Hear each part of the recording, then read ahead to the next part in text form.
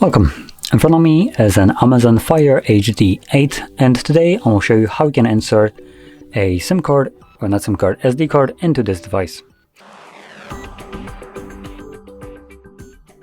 So to get started, let's just find a tray for it, which it is at the bottom of the device. So if you're holding it like this with your power and volume buttons on the right side, then the tray is located at the bottom of it.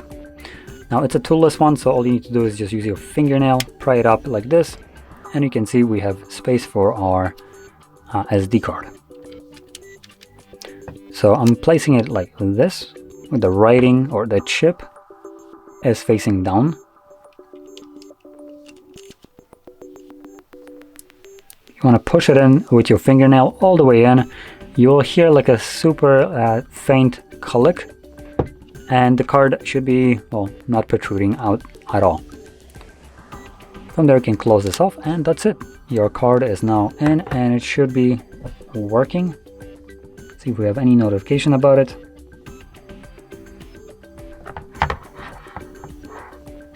Come on.